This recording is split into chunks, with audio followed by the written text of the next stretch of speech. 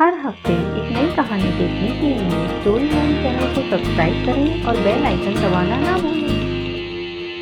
एक बार भगवान शिव के आशीर्वाद युक्त तपोवन में नारद मुनि अनजाने में तपस्या में लीन हो गए। ओम नमो भगवते वासुदेवाय। इस तपोवन को स्वयं भगवान शिव का आशीर्वाद था कि जो कोई भी इसमें ध्यान करेगा उससे कुछ भी विचलित नहीं कर पाएगा। नारद मुनि की इस घोर तपस्या को देख देवलोक में हलचल हो उठी। कहीं नारद देवता की तपस्या सफल हो गई तो कहीं यह स्वर्ग का सिंहासन ही ना मांग ले। वरुण देव, अग्निदेव, वायुदेव, आप सभी जाइए और नारद जी की तपस्या को अभी के अभी भंग कीजिए। सभी देवता एक एक करके जाते हैं, पर कोई भी नारद मुनि की तपस्या भंग करने में सफल नहीं हो पाता। मुनिवर पर तो मूसलाधार बारिश का भी असर नहीं हो रहा और ना ही भयानक हवाएं नारद मुनि को जरा भी विचलित कर पा रही हैं। पूरे तपोवन को अग्नि में हो जाने के बाद भी मुनिवर एकदम शांत हैं। इसके बाद देवराज इंद्र कामदेव को भेजते हैं, पर वो भी नारद मुनि के चरणों में अपनी हार स्वीकार कर लेते हैं। नारद मुनि की तपस्या को तोड़ पाना नामुमकिन है। उनको कुछ भी विचलित नहीं कर रहा है, ना अप्सराएं ना रति। मैं ये नहीं कर सकता। ये सब जानकर नारद मुनि अहंकार से भर जाते हैं और कैलाश पर जाते हैं। नारायण नारायण, प्रणाम महादेव। कहिए मुनिवर, कैसे आगमन हुआ? तब नारद मुनि सारी घटना महादेव को बताते हैं। प्रभु, मैं गहन तपस्या में लीन था। कोई भी देवता मेरी तपस्या भंग नहीं कर पाया। यहाँ तक कि मैंने कामदेव तक को जीत लिया। जिस कामदेव ने आप तक को बाणों से घायल कर दिया था, उसका भी मुझ पर कोई प्रभाव नहीं पड़ा।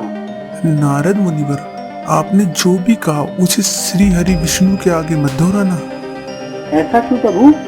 मैं तो पूरा दिन नारायण नारायण ही करता हूँ। प्रभु को मेरी उपलब्धि पर अवश्य ही प्रशंसा करेंगे। जैसी तुम्हारी इच्छा।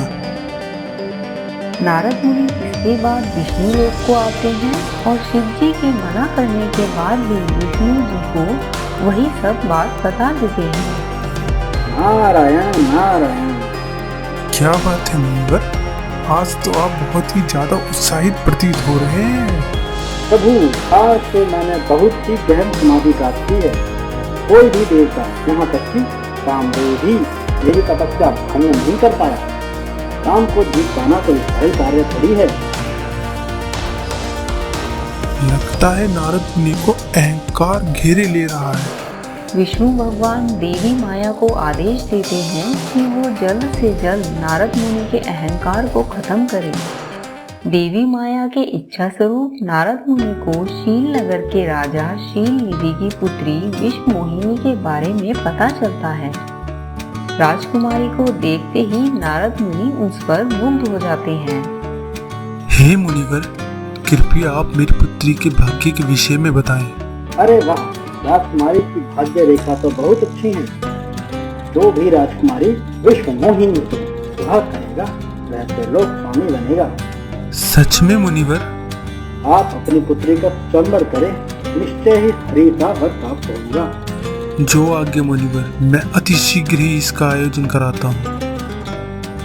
इसके बाद नारद मुनि भगवान विष्णु के पास जाते हैं। नारायण नारायण, प्रणाम प्रभु।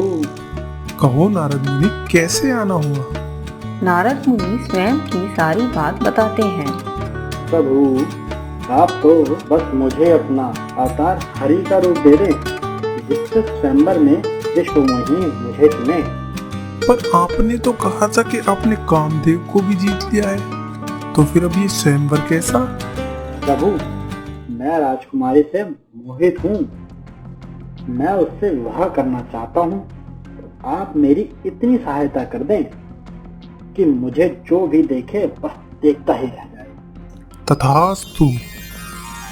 जल्द ही स्वयंवर का दिन निकट आ जाता है और नारद मुनि अच्छे से सज धज कर स्वयंवर के लिए पहुंचते हैं। जैसे ही राजकुमारी नारद मुनि के समीप आती है, लगता है राजकुमारी आपको मेरे ही जैसे किसी खूबसूरत राजकुमार की तलाश थी। इतना सुनकर राजकुमारी की हंसी छूट पड़ती है। ऐसा देखकर नारद मुनि बहुत आश्चर्यचकित होते हैं। अरे महाराज, जरा अपनी शक्ल तो देखिए आईने में। नारद जी जैसे ही अपनी शक्ल आईने में देखते हैं, नारायण नारायण, विष्णु भगवान तब स्वयं प्रकट होते हैं। राजकुमारी विश्व मोहिनी उन्हें वरमाला पहनाकर उन्हें चुन लेती है। ये सब देखकर नारद मुनि क्रोधित होकर विष्णु लोक को चले जाते हैं। नारायण नारायण, हे प्रभु, मैंने आपसे क्या मांगा और आपने मुझे क्या बना दिया। एक खूबसूरत राजकुमार की जगह मुझे एक वानर समान बना दिया और फिर स्वयं ही विश्व मोहिनी से संवर कर लिया।